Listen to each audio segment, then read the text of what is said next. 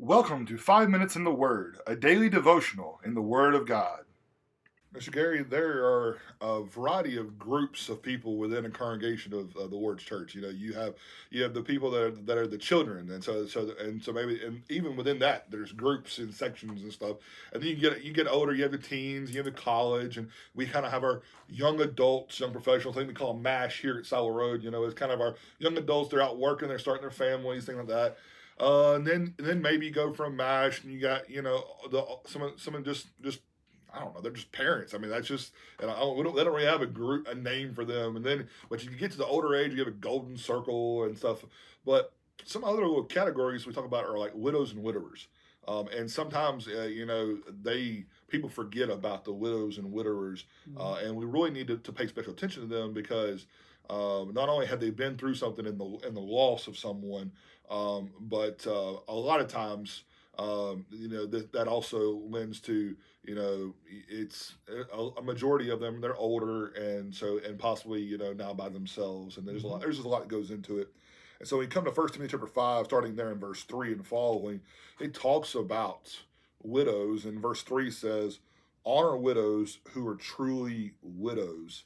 What does that really mean? What's that talking about there? Yeah. Well, I can tell you what it doesn't mean. It doesn't mean just that we have a woman who lost her husband, Right. because there are some within the category who would be younger widows. He's Correct. going to talk about them. Mm-hmm. But when he talks about true widows, he actually gives a definition. He goes on to say, but if any widow has children or grandchildren, let them first learn to show piety at home and to repay their parents, for this is good and acceptable before God. Piety really is a religious thing. So the way that I demonstrate that I truly am God's child, Right. and worship Him, a part of that, interestingly enough, is how I take care of my family. Absolutely. The ESV calls it godliness. Yeah. It calls it godliness, and that's just like you said, taking care of the way God intended for us to. That's it. And so That's exactly right. So the first thing he says, he's talking about Timothy, giving him instructions for what do you tell the church, but he starts off with, well, now let's be sure to realize that that the first responsibility of a widow or toward a widow is from the family. absolutely, their physical family. children and grandchildren need to take care of their parent, whether that's a widower or a widow. Yeah, sure, exactly. So then he goes on. Now, she who is really a widow and left alone trusts in God and continues in supplications and prayers night and day. So we're talking about a widow, obviously within the family of God. And this woman is a Christian almost in the same sense as elders that we looked at earlier. Right. Are Christian. She's exemplary in what she does. He goes on and says, but she who lives in pleasure is dead while she lives. There's a contrast here between the widow who is dedicated to God, that godliness now viewed in view of the widow herself, not just her family. Right. And then the widow who she turns back to the world. She's after whatever intimacy she can get and doesn't really care about how it comes. Absolutely. Going back to here, the ESV uses self-indulgent. Okay. And I think that's a good way to kind of describe that.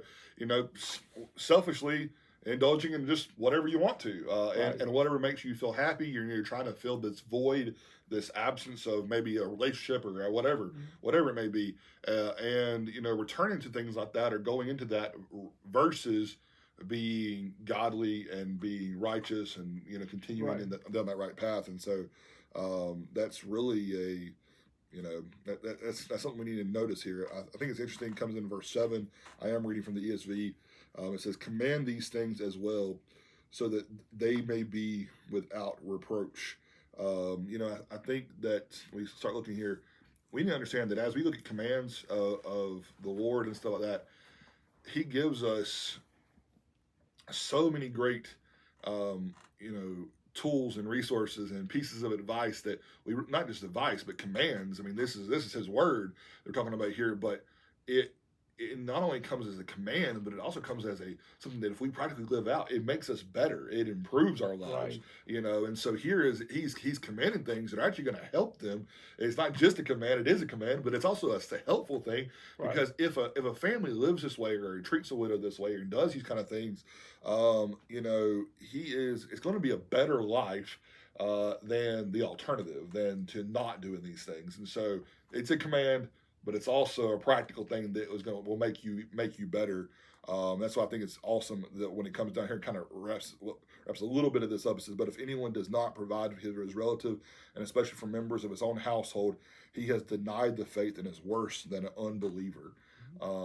That's how serious this is. And so we need to take into true consideration, how we are treating, our parents, our grandparents, widows, widowers. All of this can kind of come in here because we need to take care of each other in our physical family, and we need to take care of each other in our spiritual family, as God has intended.